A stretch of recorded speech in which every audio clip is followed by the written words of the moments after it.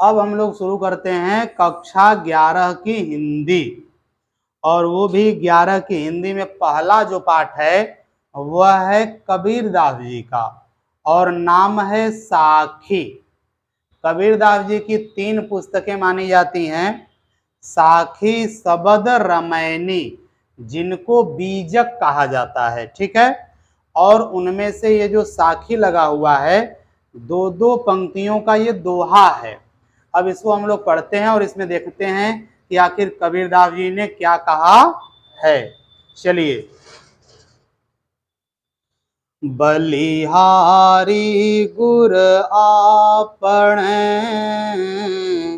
द्योहारी कै बार, जिन मानस तै देवता करत न लागी बार, कबीरा करत न लागी बार।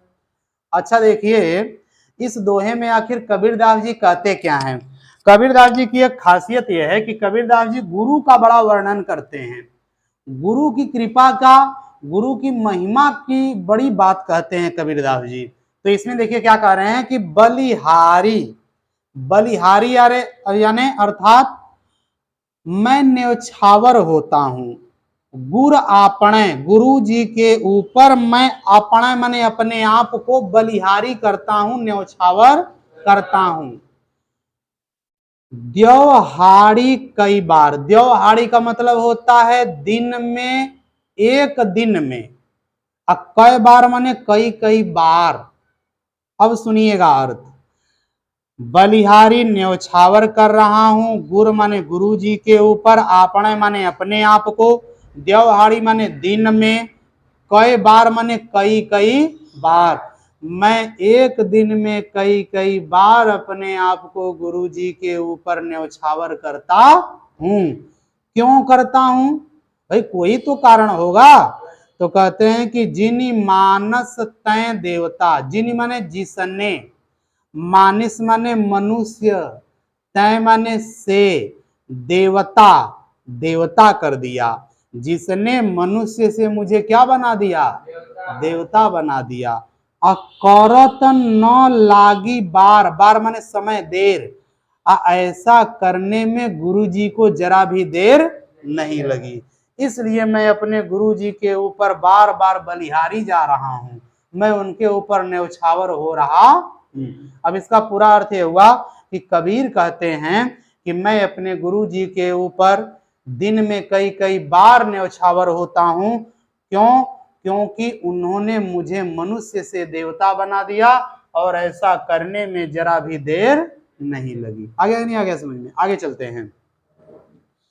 सतगुरु की महिमा अनंत, अनंत किया उपकार, लोचन अनंत उघाड़िया, अनंत दिखावण हार, कबीरा अनंत दिखावण हार।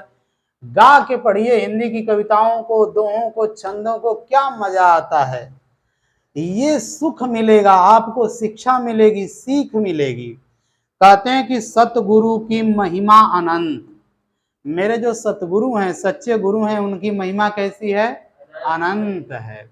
अनंत किया उपकार, उपकार माने उपकार, गुरु जी ने मेरे ऊपर अनंत उपकार किया है, जिसका कोई अंत न हो। इतना उपकार किया, इतना उपकार किया जिसे मैं गिन नहीं सकता हूं। और लोचन अनंत उघाड़िया, गुरु जी ने लोचन उघाड़ दिया, खोल दिया, अनंत माने अनंत, ज्ञान रूपी आंख जो अनंत है उसे गुरु जी ने खोल दिया। और अनंत दिखावण हार, किस लिए खोल दिया, अनंत को देखने के लिए। कौन है अनंत? वो जो परमपिता परमात्मा है, भगवान है, उस अनंत को दिखाने के लिए मेरे गुरु जी ने ज्ञान रूपी लोचन को, लोचन माने आंख, ज्ञान रूपी आंख को क्या किया, खोल दिया। इसलिए मेरे गुरु जी की जो महिमा है वो अनंत है और उन्होंने मेरे ऊपर अनंत उपकार किया है। ठीक है, अब इसका पूरा अर्थ लिखेंगे कैसे कि कबीर कहते हैं कि गुरु जी की महिमा अनंत है जिसका कोई अंत नहीं है और उन्होंने मेरे ऊपर अनंत उपकार किया है। उन्होंने ज्ञान रूपी चक्षु, ऐसा चक्षु माने आंख, ज्ञान रूपी आंख, और वो भी कैसी, अनंत आंख, उसको उन्होंने क्या किया, खोल दिया। किस लिए, अनंत दिखावनहार, उस अनंत परमेश्वर को जिसका कोई अंत नहीं है उसे दिखाने के लिए। ठीक है, आगे। दीपक दिया तेल भरी, बाती दहिया घाट, पूरा किया बिसाहुणा, बहुरी न आवे हट कबीरा, बहुरी न आवं हट। क्या कहते हैं कबीरदास की, दीपक दिया तेल भरी, अर्थात उन्होंने इस दीपक रूपी दिए में क्या किया, तेल भर दिया। कैसा तेल, ज्ञान रूपी तेल।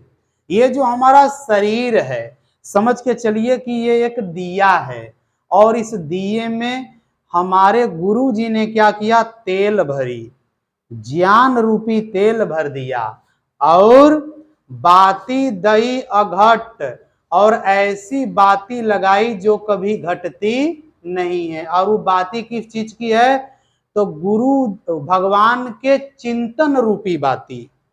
उस बाती अर्थात वो जो बाती है, बाती माने बत्ती, दिया में जो बत्ती लगाते हैं, ऐसी बत्ती जो अघट, जो घटती नहीं है। आपके घर में जो दिया जलता है उसमें जो बत्ती लगाते हैं वो घट जाता है कि नहीं, जलते जलते वो घट जाता है, छोटा हो जाता है। लेकिन ऐसी बाती है, भगवान के चिंतन रूपी बाती है जो कभी घटती नहीं है। और तेल कैसा, ज्ञान का तेल दिया है। दीपक, ये हमारा शरीर दीपक है, इसमें ज्ञान का तेल दे दिया और ऊपर से भगवान की भक्ति रूपी, चिंता रूपी, चिंतन रूपी क्या दी है, बाती दी है जो कभी घटती नहीं है। तो क्या हुआ, पूरा किया बिसाहुणा। बिसाहुणा माने होता है आना और जाना। मेरा जो आना जाना था वो पूरा हो गया। आना जाना मतलब इस धरती पर जन्म लेना और मरना, बार बार जन्म लेते हैं, बार बार पैदा होते हैं। तो ये जो मेरा आना जाना है इस धरती पर वो क्या हो गया, पूरा हो गया। अब बहुरी न आवे हट, अब इस हट में, बाजार में, अब इस दुनिया में मुझे बार बार आना नहीं होगा। अर्थात गुरु जी की कृपा हुई, उन्होंने मेरे इस शरीर रूपी दीपक में ज्ञान रूपी तेल दे दिया और भगवान का चिंतन रूपी बाती दे दिया, जिससे मेरा कल्याण हुआ और मेरा जन्म मरण का जो बंधन है वो क्या हो गया, छूट गया। अब मुझे इस संसार में बार बार जन्म लेकर आना नहीं पड़ेगा। ठीक है कि नहीं, आगे। बूढ़े थे परी उबरे, गुर की लहरी चमकी, भेरा देखा जर जरा, उतरी पड़े फरंकी कबीरा, उतरी पड़े फरंकी। क्या कहते हैं, बूढ़े थे पर उबरे। बूढ़े थे माने डूबे थे। गांव में कहते हैं कि अरे वो पोखरिया में बुड़ गया, बुड़ गया माने डूब गया। कह रहे हैं कि बूढ़े थे, इस संसार रूपी सागर में मैं डूबा हुआ था, पर उबरे, लेकिन मैं उबर गया, ऊपर आ गया। कब, गुरु की लहरी चमकी, जब गुरु जी की लहर चमकी।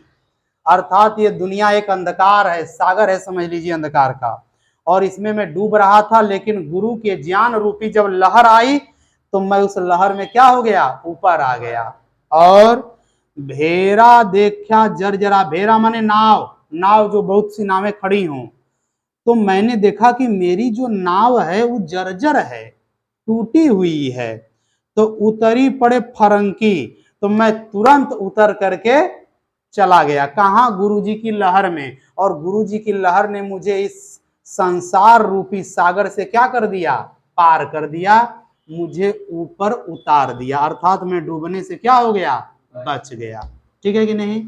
इसका पूरा अर्थ ऐसे हुआ कि कबीर कहते हैं कि संसार रूपी सागर में मैं डूब रहा था, लेकिन गुरु जी के ज्ञान रूपी लहर जब चमकी तो मैं उसमें ऊपर आ गया, और मैंने देखा कि मेरी जो नाव है, नाव मतलब ये जो शरीर है जर्जर है, तो मैंने इसको छोड़ दिया, मैं इसको भूल गया, क्योंकि ये शरीर क्या है? झूठा है। ये शरीर है आज कल नहीं रहेगा। तो मैं इससे उतर गया और उतरी पड़े फरंकी, मैंने तुरंत इस पर से अपने आप को उतार लिया और मेरा बेड़ा पार हो गया। ठीक है, आगे। चिंता तो हरि नाम की और न चिंता दास, जो कुछ चितवै राम बिन, सोई काल की पास कबीरा, सोई काल की पास। क्या कहते हैं कबीर? कहते हैं चिंता तो हरि नाम की और न चिंता दास। अगर चिंता हो तो चिंता किसकी होनी चाहिए? हरि नाम की। भगवान के नाम की चिंता करो, चिंतन करो, और किसी की चिंता मत करो। और न चिंता दास, और दुनिया के चिंता का दास आपको बनना नहीं है। अगर चिंतन करना ही है तो किसका करिए? भगवान के नाम का। और दुनिया में किसी चीज की चिंता आपको होनी नहीं चाहिए। और जो कुछ चितवै राम बिन, अगर आप राम के बिन अर्थात भगवान के नाम के बिना कुछ और चीज का चिंतन करेंगे तो सोई काल की पास, तो समझ लीजिए कि आप मौत के मुंह में, काल माने मौत, पास माने बंधन, मौत के बंधन में बस जाएंगे, बंध जाएंगे। यदि राम नाम के चिंतन को छोड़ करके दुनिया की चिंता करेंगे तो एक दिन मौत आपको ले जाएगी। क्यों? क्या जो भगवान के चिंतन करेगा, भगवान के नाम का चिंतन करेगा, वो मरेगा नहीं? मरता है, लेकिन बात यह है कि उसे मरने की कोई चिंता नहीं रहेगी, उसे कोई दुख नहीं होगा, उसका नाम अमर हो जाता है, वो मर के भी मरता नहीं है। इसलिए चिंतन करना चाहिए तो किसके नाम का? भगवान के नाम का। और दुनिया में किसी चीज की चिंता नहीं करनी चाहिए।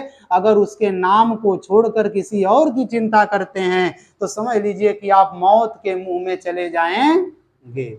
ठीक है ना? आगे। तू तू करता तू भया,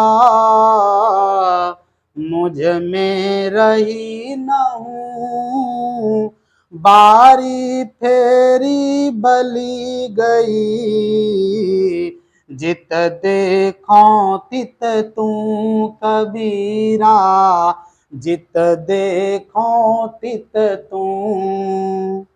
क्या कह रहे हैं कि तू करता तू भया। हे भगवान, जब से मैंने ये कहना शुरू कर दिया कि अरे भगवान ही सब कुछ है, वही सब कुछ है, उसके अलावा और कुछ नहीं है, तो तू भया, तो हर जगह तुम ही मुझे दिखाई देते हो। अब मुझ में रही न हूं, मैंने घमंड, अब मेरे अंदर जो घमंड था वो जरा सा भी बाकी नहीं रहा। और क्या? बारी फेरी बली गई, जित देखो तित तू। अब कह रहे हैं कि बारी फेरी बली गई, अब बार बार का जो आना जाना है वो चला गया। अब मेरा बार बार इस संसार में आना जाना नहीं होगा। जित देखो तित तुम, अब तो मैं जिधर देखता हूं उधर तुम ही दिखाई देते हो। अर्थात मैंने भगवान को जान लिया है, अब इस संसार में बार बार मेरा आना जाना नहीं होगा। ठीक है कि नहीं? इसका पूरा अर्थ कैसे होगा कि कबीर कहते हैं कि हे भगवान, मैंने जब से तुम्हारा नाम लेना शुरू किया है तब से मुझे हर जगह तुम ही दिखाई देते हो। और मेरे अंदर जो घमंड था वो क्या हो गया, खत्म हो गया, दूर हो गया। अब मुझे कोई चिंता नहीं रह गई है, जो बार बार संसार में आना जाना है अब मेरे साथ नहीं होगा। क्यों? क्योंकि जित देखो तित तुम, अब मैं जिधर देखता हूं उधर तुम ही दिखाई देते हो। जित देखो जिधर देखूं तित तो तुम ही दिखाई देते हो। आगे, कबीर सूता क्या करे,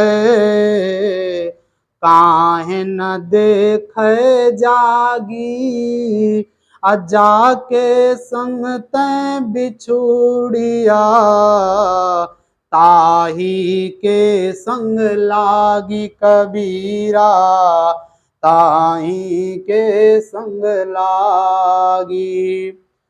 करें कबीर सूता क्या करे। अरे सोकर क्या कर रहे हो, सूता क्या करे, सोकर क्या कर रहे हो। काहे न देखे जागी, अरे काहे न जाग के देखते हो, सो के क्या कर रहे हो। कितना अच्छा अर्थ है। जाके संग तय बिछुड़िया, अरे जिसके संग से तुम बिछड़ गए हो, जिससे तुम दूर हो गए हो, ताही के संग लागी, जाग के देखोगे तो फिर से उसी के साथ में लग जाओगे। इसलिए सो मत, क्या करो, जाग कर देखो। जाग कर देखो का सच्चों को बिस्तर लगा के सुते हुए हैं? नहीं, मतलब अज्ञान में पड़े हैं, अंधकार में पड़े हैं। क्यों ना ज्ञान लेकर के आप देखना चाहते हैं, उसके बारे में जानना चाहते हैं, भगवान के बारे में। अरे कभी देखिए, आप उससे बिछड़े हुए हैं, जिस दिन आपके पास ज्ञान हो जाएगा आप उसके साथ में लग जाएंगे, फिर आपको कोनो चिंता धरती पर नहीं होगी, है कि नहीं। आगे, केशव कहीं कहीं कूकिए, ना सोइए असरार, रात दिवस के कूकण, कबहू लगे पुकार कबीरा, कबहू लगे पुकार। कहते हैं केशव कही कही कूकिए, कूकिए माने बोलिए, कही कही माने कह कह के, का कह के, केशव कह के। केशव माने भगवान का नाम। कबीर दास जी राम के बारे में या भगवान श्री कृष्ण के बारे में नहीं कहते हैं। वो जब भी राम का नाम लें या फिर केशव का, कृष्ण जी का नाम लें, तो आप समझ जाना कि वो उस भगवान के बारे में कह रहे हैं। तो कह रहे हैं केशव कही कही कूकिए, अरे भगवान का नाम लेकर के बार बार बोलिए। न सोइए असरार, न सोइए, मत सोइए। असरार माने आलस्य में पढ़कर, आलस्य में पढ़कर सोइए मत। रात दिवस के कूकने, रात दिन के कूकने से, बोलने से, कबहू लगे पुकार, कबो तो पुकार उनके पास पहुंच जाएगी। इसलिए क्या करो, सो मत आलस में पढ़ करके। अरे भगवान का नाम लेकर के आप उसको पुकारिए, रात दिन पुकारते पुकारते कभी तो हमारी पुकार उसके पास पहुंच जाएगी। ठीक है। आगे, लंबा मार्ग दूरी घर, विकट पंथ बहुमार, कहो संतो क्यों पाइए, दुर्लभ हरि दीदार कबीरा, दुर्लभ हरि दीदार। सुनिए, कहते हैं लंबा मार्ग, मार्ग क्या है, लंबा है। दूरी घर, घर कहाँ है, बड़ा दूर है। विकट पंथ, रास्ता एकदम विकट है, संकटों से भरा हुआ है। अब बहुमार, और बहुत प्रकार की मार है, मार माने इच्छा, और बहुत प्रकार की मन में इच्छाएं हैं, है कि नहीं। क्या क्या चीजें, एक तो मन में इच्छा की आज भक्ति करेंगे, नहीं आज हम ये खाएंगे, आज ही करेंगे, है कि नहीं। इच्छा भी कैठो कई प्रकार की, संकट भी बहुत है, घर बड़ी दूर है और रास्ता बड़ी लंबा है। तो कहो संतो, अरे संतों, दुनिया के साधु संतों क्यों पाइए, अरे कैसे पाओगे। दुर्लभ हरि दीदार, दुर्लभ माने बड़ा कठिन, हरि माने भगवान का, दीदार माने दर्शन, भगवान का दर्शन बड़ा कठिन है दुनिया के संतों, बताओ कैसे उनका दर्शन पाओगे। क्यों? क्योंकि मार्ग बड़ा लंबा है और घर उनका बड़ा दूर है और विकट पंथ और रास्ता बड़ा पथरीला है, मतलब उसमें परेशानियां हैं, कष्ट हैं, अब बहुमार, और ऊपर से तुम्हारे अंदर इच्छाएं भी बहुत हैं। तो बताओ संतों तुम भगवान का दर्शन कैसे पाओगे। आगे नहीं आगे समझ में? आगे, यहु तन जालो मसी करो, लिखो राम का नाम, लेखनी करूं करंक की, लिखी लिखी राम पठाऊं कबीरा, लिखी लिखी राम पठाऊं। कहते हैं कि यह तन, यह शरीर, तन माने शरीर, जालों जला करके मसी करो स्याही बना लूंगा। कहते हैं कि यह शरीर जला के क्या करूंगा, स्याही बना लूंगा। और लिखो राम का नाम, और किसका नाम लिखूंगा, राम का नाम, मैं भगवान का नाम लिखूंगा। और लेखनी करूं करंक की, लेखनी माने लेखनी कलम, करूं माने बनाऊंगा, करंक माने हड्डी, हड्डी का क्या बनाऊंगा, कलम बनाऊंगा। और शरीर को जला के क्या बनाऊंगा, स्याही। और नाम किसका लिखूंगा, राम का। और लिख के क्या करूंगा, लिखी लिखी राम पठाऊं, वो नहीं का नाम लिख के वो नहीं के पास भेजूंगा।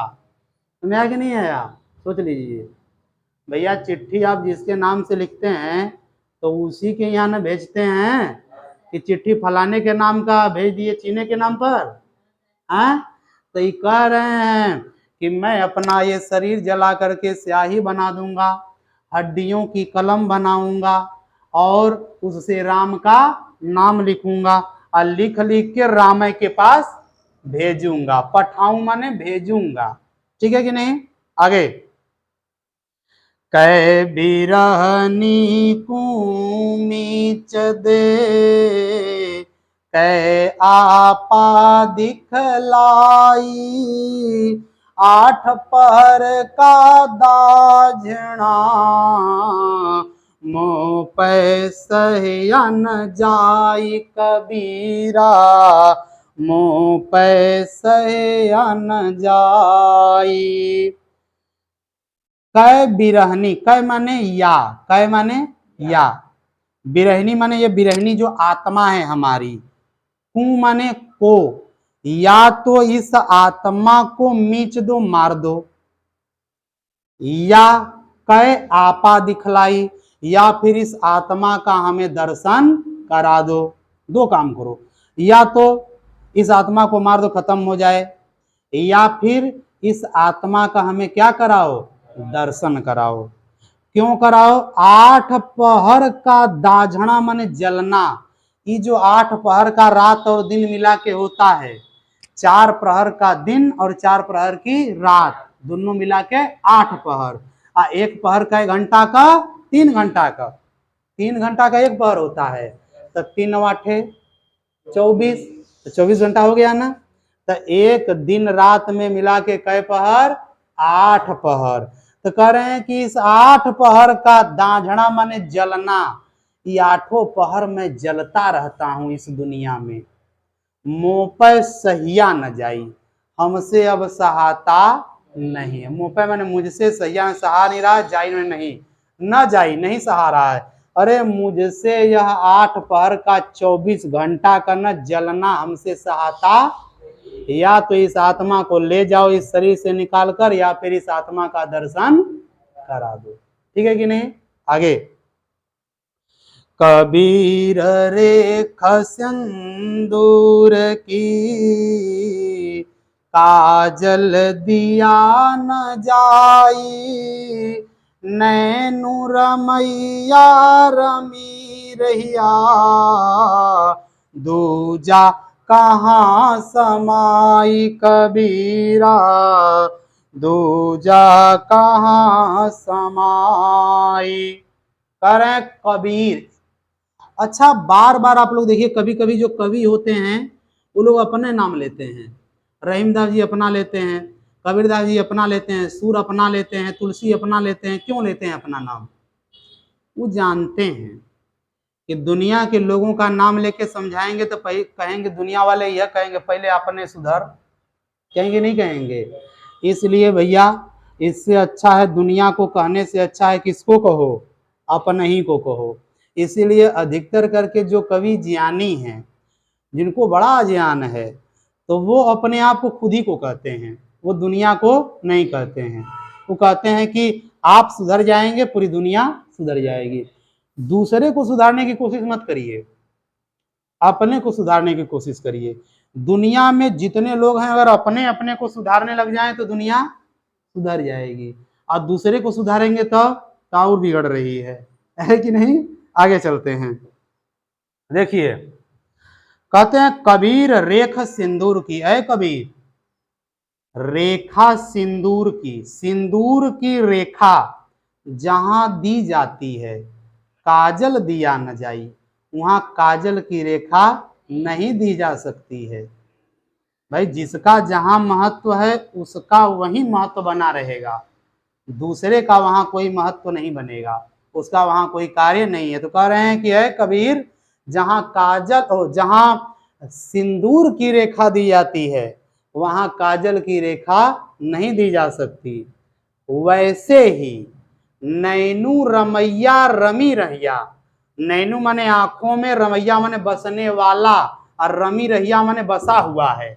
अरे मेरी आंखों में बसने वाला ऑलरेडी पहले से बसा हुआ है, दूजा कहाँ समाई? अब उसमें दूसरे के लिए कोई स्थान वो कहाँ समाएगा? मेरी आंखों में जिसको बसना था वो बस गया, अब दूसरे के लिए यहाँ कोई स्थान नहीं।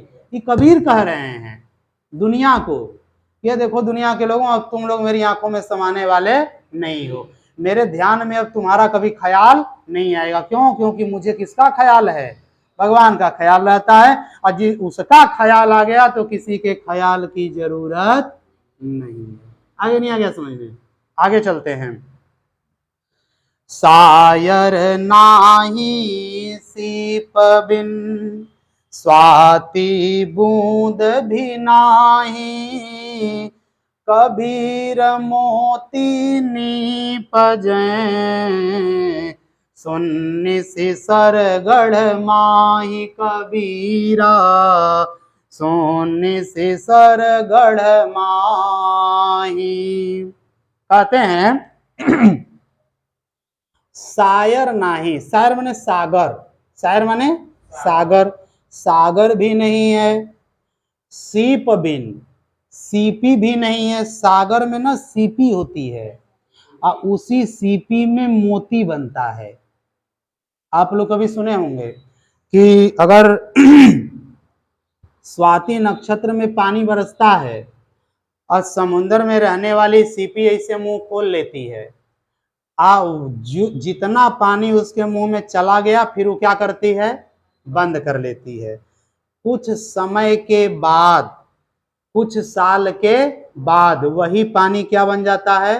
मोती। ऐसा माना जाता है, देखने को तो हम भी देखे नहीं हैं कि कैसे बनता है।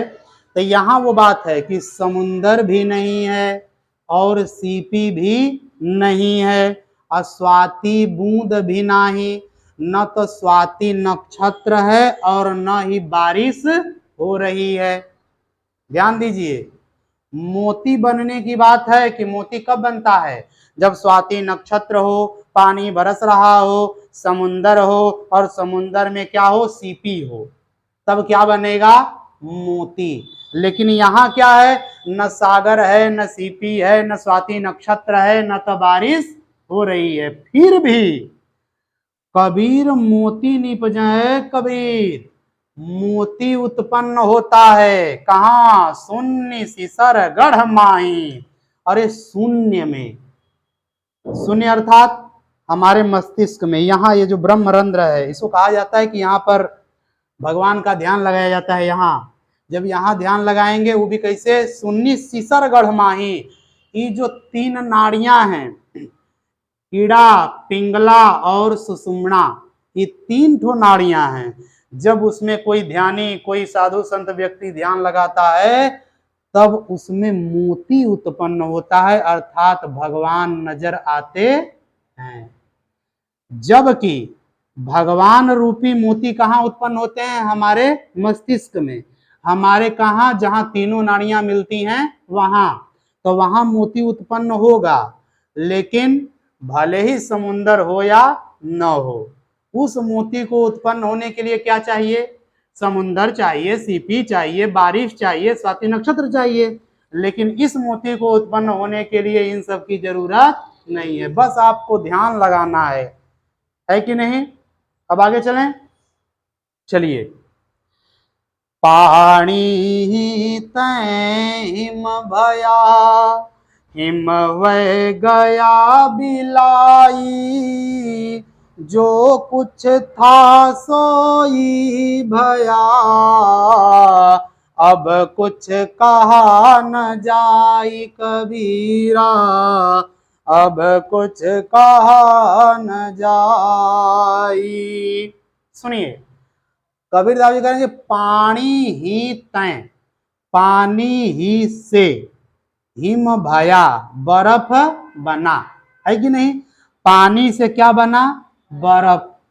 हिम हुए गया बिलाई, अब फिर बर्फ से क्या बन गया? पानी में। बिलाई मैंने खत्म हो गया, अब फिर बर्फ खत्म होके क्या बन गया? पानी बन गया। तो जो कुछ था सोई भया, अरे तो जो था फिर से वही हो गया, अब कुछ कहा ना जाई, अब कहने के लिए कुछ बाकी नहीं रह गया। किसके बारे में है? आत्मा के बारे में, कि अरे ये जो आत्मा है, यही आत्मा शरीर धारण करके उत्पन्न हुई, अब मरने के बाद फिर क्या हो जाएगी? फिर आत्मा अलग हो जाएगी। तो जो था वही हो गया, अब कुछ कहने के लिए बाकी नहीं है। इसलिए जो कुछ करो इस शरीर के लिए मत करो, जो हमेशा रहने वाला है उसके लिए करो। हमेशा कौन रहेगा? शरीर की आत्मा। तो कार्य किसके लिए करना चाहिए? आत्मा के लिए। शरीर तो एक दिन खत्म हो जाएगा, शरीर से केवल उतना ही आपको काम लेना है जितना कि आत्मा को आप जान सकें, आत्मा का विकास कर सकें। अब बाकी पूरा जोर लगा देंगे कि हम अपना शरीर बना लें, शरीर बना लें, आत्मा को जाने ही नहीं, तो एक दिन क्या होगा? एक दिन मर जाएंगे और बार बार जन्म लेंगे, आपका आना जाना बना रहेगा, इसी दुख रूपी सागर में भटकते रहेंगे। तो यहाँ ये कह रहे हैं कि अरे पानी था, पानी से बर्फ बना और बर्फ से फिर पानी हो गया, जो था वही हो गया, अब कुछ कहने को बाकी नहीं है। वैसे ही आत्मा है, आत्मा है शरीर धारण की, फिर मरा शरीर, फिर आत्मा ज्यों की त्यों हो गई। आगे, पंखी उड़ानी गगन को, प्यंड रहा परदेस, पानी पिया चंच बिन, भूल गया यहू देश कबीरा, भूल गया यहू देश। कह रहे हैं कि पंखी उड़ानी गगन को, पंखी माने आत्मा, पंछी, उड़ानी माने उड़ गया, कहाँ को? गगन को, आकाश के लिए। पंछी शरीर से निकल के कहाँ गया? आकाश में उड़ गया। और प्यंड रहा परदेश, प्यंड माने ये शरीर, और इस शरीर यहीं परदेश में क्या रहा? पड़ा रह गया। अब पानी पिया चंच बिन, अब बिना चोंच के, चंच माने चोंच, बिना चोंच के क्या किया? पानी पिया। भगवान की भक्ति रूपी जो पानी है, जो फल है, उसको क्या किया? इसने पी लिया, रस को पी लिया इस आत्मा ने, और भूल गया यह देश, और इस देश को क्या किया? भूल गया।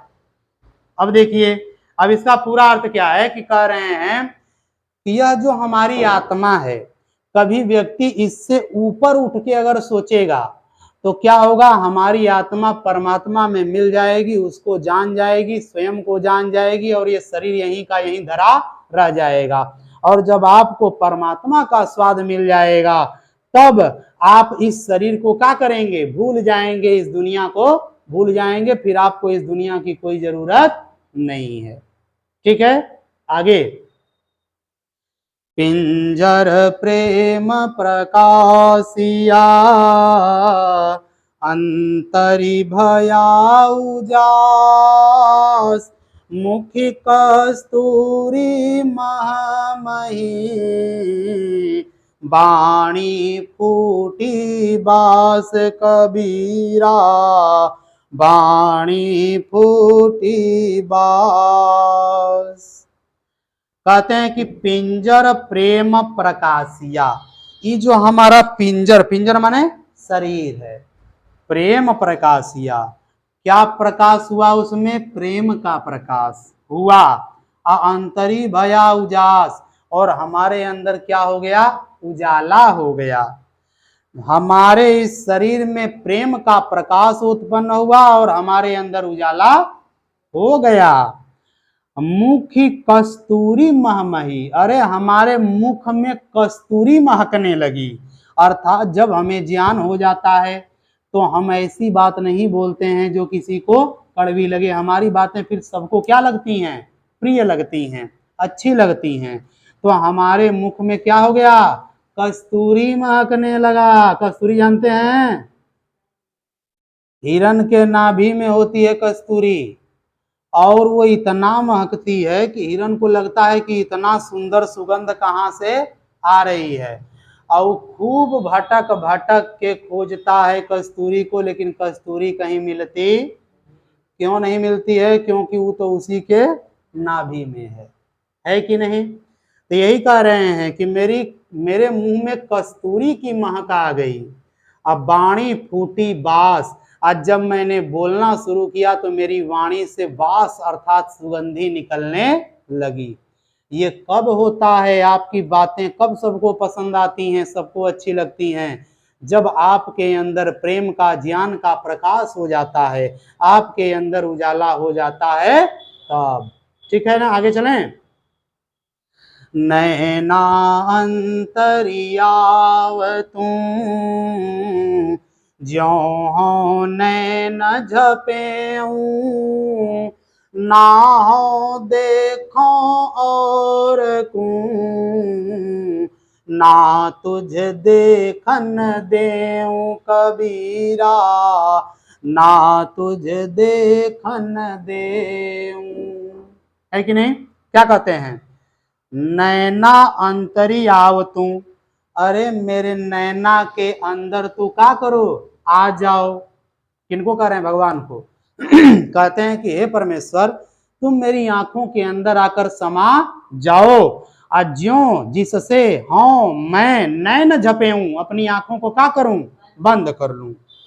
ना हाँ देखूं और कूं, न मैं किसी और को देखूं और न तुझ देखन देऊं, और न तुझे किसी को देखने दूं। न मैं किसी को देखूंगा और न कोई तुमको कोई देखेगा, मैं तुमको अपनी आंखों में क्या करूंगा, बंद कर लूंगा। इसलिए हे परमेश्वर क्या करो, मेरी आंखों में आकर बस जाओ, समा जाओ। आगे चलें। कबीर हरि रस यों पिया, बाकी रही न था की, पाका कलश कुम्हार का, बहुरी न चढ़ई चाकी कबीरा, बहुरी न चढ़ई चाकी।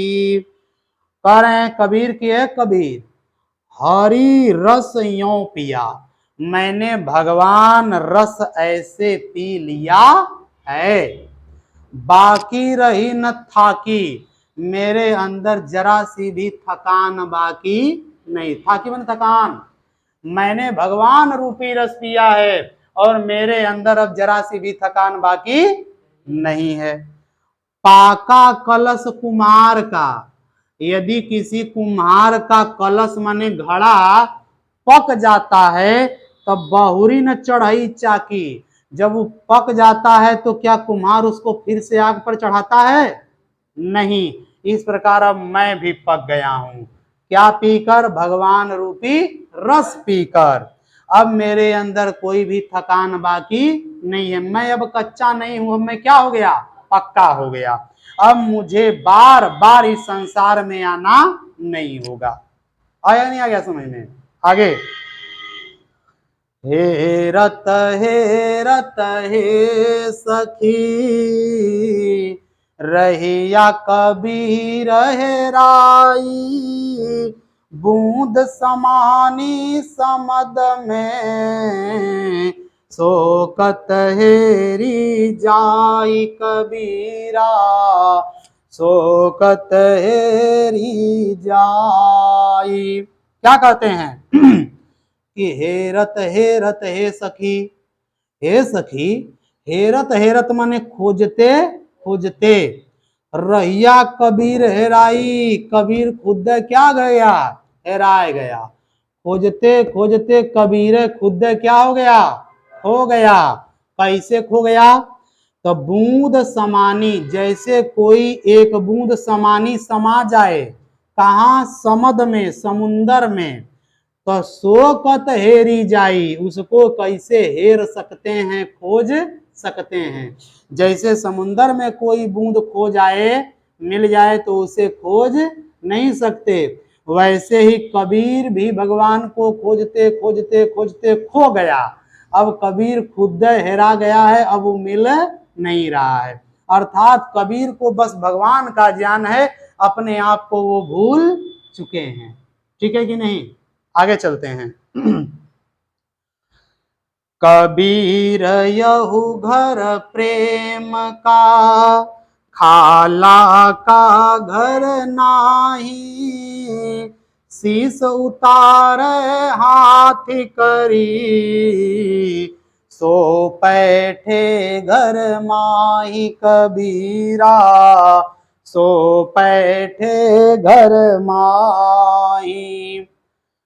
कहते हैं कि कबीर, यह घर प्रेम का, यह घर किसका है? प्रेम का।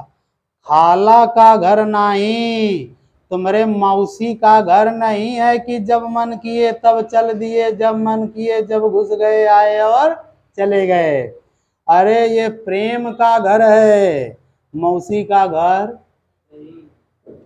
शीश उतारे, अपना सिर खुद अपने से उतार कर, हाथ धरे, अपने हाथ पर अगर धरने की शक्ति है, सो पैठे घर माही, वो इस प्रेम के घर में पैठे माने घुसे या घुस सके। अगर आपके अंदर इतनी हिम्मत है कि आप अपना सिर खुद उतार कर अपने ही हाथों पर रख कर अगर जा सकते हैं, इतनी हिम्मत है, तो इस घर में प्रवेश कीजिए, अन्यथा ये घर आपके लिए नहीं है। देखिए क्या कहते हैं कि ये जो ईश्वर रूपी परमेश्वर का जो घर है, और उसको पाने के लिए जो प्रेम की आवश्यकता है, उस प्रेम के घर में आप तभी बैठ सकते हैं, घुस सकते हैं, जब आपके अंदर इतनी हिम्मत हो कि आप अपना बलिदान देने के लिए तैयार हो सकें, तभी आप उसमें प्रवेश पा सकते हैं, अन्यथा भैया नो एंट्री है। सुना कि नहीं आया? जो डरपोक है, जो कायर है, उसके लिए नो एंट्री लगी हुई है कि नहीं? कबीर कह रहे हैं, हम थोड़ी कह रहे हैं। कबीर कह रहे हैं कि शीश उतारे हाथ करी, सो बैठे घर माही। शीश उतार कर, अपना सिर उतार कर हाथ पर रख सकते हैं, तब घर में आप घुसिए, अन्यथा मत घुसिए। अंतिम दोहा पढ़ते हैं, फिर आपका ये समाप्त हो जाएगा। चलिए। जब मैं था तब हरि नहीं, अब हरि है मैं नाही, सब अंधियारा मिट गया, जब दीपक देखा माही कबीरा, जब दीपक देखा माही। करें, जब मैं था तब हरि नहीं, जब मैं अपने आप को ये मानता था कि मैं हूं, तो मैं भगवान को कुछ नहीं समझता था। तो जब मेरे अंदर मैं था, घमंड था, तो मैं भगवान को कुछ भी नहीं समझता था।